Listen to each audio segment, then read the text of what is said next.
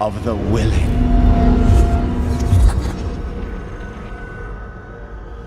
We call thee home. Den honom exousia.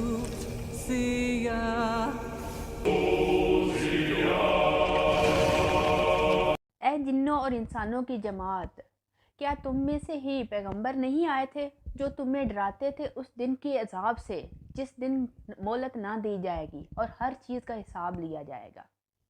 پیارے دوستو، اس بات سے یہ پتہ چلتا ہے کہ اللہ تعالیٰ نے جس طرح انسانوں کے لیے پیغمبر مبعوث فرمائے، اسی طرح اللہ تعالیٰ نے جنات کے لیے بھی پیغمبر مبعوث فرمائے۔ اللہ تعالیٰ نے سب سے پہلے جس جن کو پیدا کیا، جس جن کو ابو الجنات کا نام دیا گیا، اس کا نام سمون تھا۔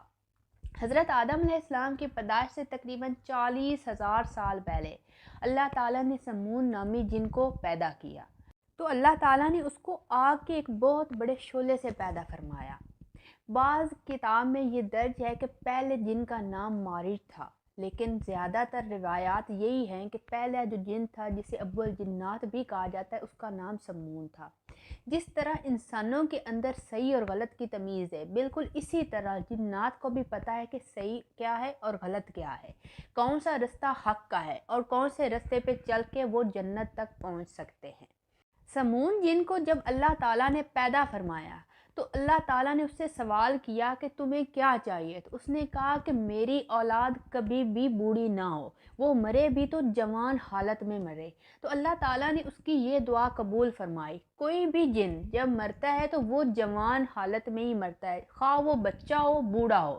اگر وہ بوڑھا بھی ہو تو وہ تب ہی اس کو موت آ سکتی ہے جب وہ بھرپور جوانی میں ہوتا ہے، اور جیسے ہی اس کی موت ہوتی ہے وہ زمین سے غائب ہو جاتا ہے، پھر اس کا نام و نشان نہیں رہتا۔ جس طرح انسانوں کی ہڈیاں رہتی ہیں، جنات کا کسی قسم کا کوئی وجود باقی نہیں رہتا۔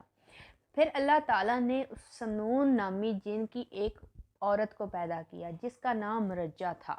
پھر ان کی آگے اولاد ہوئی، آہستہ آہستہ ان کی آگے نسلیں بڑھتی چلی گئی، یہاں تک کہ ان کی نسل 70,000 کو پہنچ گئی۔ جب ان کی نسل بہت زیادہ بڑھی تو اللہ تعالیٰ نے ان کے اعمال کے حساب سے ان کو 3 رتبوں پر فائز کر دیا، جن میں ہوا، پانی اور زمین تھی۔ شروع میں سب بہت ہی نیک اور اللہ تعالیٰ کو ماننے والے تھے، لیکن آہستہ آہستہ ان کی آپس میں لڑائیاں بڑھنے لگیں، اللہ تعالیٰ کے وہ نافرمان ہونا شروع ہو گئے اور ان میں بھی بہت زیادہ برائیاں آ گئی۔ انہوں نے آہستہ آہستہ زمین میں قتل و غارت اور فتنہ فساد پھیلانا شروع کر دیا۔ اللہ تعالیٰ نے ان پہ ایک بادشاہ کو مقرر کیا جس کا نام یوسف تھا۔ روایات میں ہے کہ اللہ تعالیٰ نے یوسف کو پیغمبری اور نبوت عطا فرمائی تھی۔ حضرت یوسف نے ان کو اللہ تعالیٰ کے رستے پر بلانے کی کوشش کی، لیکن جنات کے گروہ نے حضرت یوسف کو شہید کر دیا۔ اس کے بعد اللہ تعالیٰ نے غم و غصے میں آ کر دوسرے آسمان سے ایک لشکر بھیجا جو 4,000 جنات پر مشتمل تھا، جن کی سربراہی ابلیس نے کی۔ اس کو لشکر جن بھی کہا جاتا ہے۔ انہوں نے جب زمین پر حملہ کیا تو تمام جنات کو بھگا دیا، جزیرے، پانیوں میں اور کھنڈرات میں ان کو بھیج دیا، یہاں تک کہ زمین کو بالکل جنات سے پاک کر دیا انہوں نے۔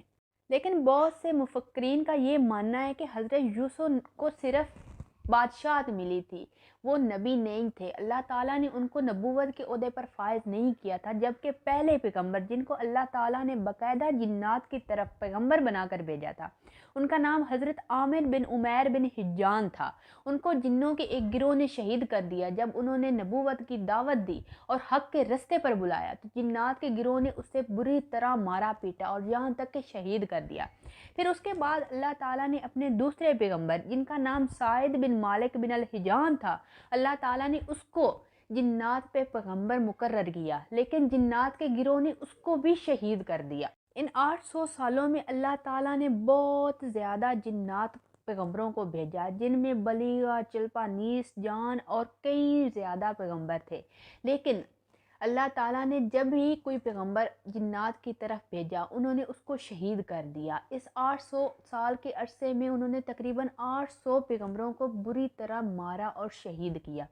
جب اللہ تعالیٰ نے یہ سلسلہ دیکھا اور یہ 800 سال تک چلتا رہا تو اللہ تعالیٰ نے آسمان کی طرف سے ایک لشکر بھیجا جس نے جنات پر حملہ کر دیا، اور وہ حملہ اتنا شدید تھا کہ اس میں کوئی بھی کافر جن باقی نہ بچا۔ وہ لشکر عزازیل کی سربراہی میں زمین پر بھیجا گیا تھا، اور سب ہی جنات جو کافر تھے ان کو انہوں نے مار بگایا، اور باقی جو بچے انہوں نے خنڈرات اور ویرانوں میں جا کر پناہ لے لی، لیکن جو بچے تھے وہ نیک جنات میں سے تھے۔ عزازیل نے جب باقی کافر جنات کو مار بگایا تو انہوں نے اللہ تعالیٰ سے دعا کی کہ یا اللہ مجھے زمین پر رہنے دیا جائے۔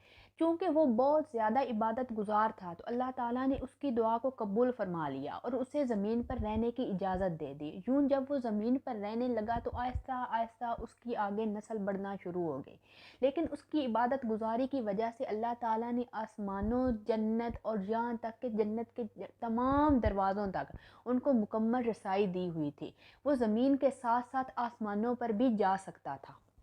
آہستہ آہستہ عزازیل نے زمین پر باقی جو بچنے والے جنات تھے ان کے قبیلوں کو اپنے ساتھ ملانا شروع کر دیا، جبکہ جو قبیلے جو جنات کے تھے جنہوں نے عزازیل کا ساتھ دیا ان میں کھند، دام، ممتاز اور مرامس تھے، جبکہ 2 قبیلے ایسے تھے جنہوں نے عزازیل کا ساتھ دینے سے انکار کر دیا اور اللہ تعالیٰ کی نافرمانی نہ کی، ان میں بسملہ اور ظافر تھے۔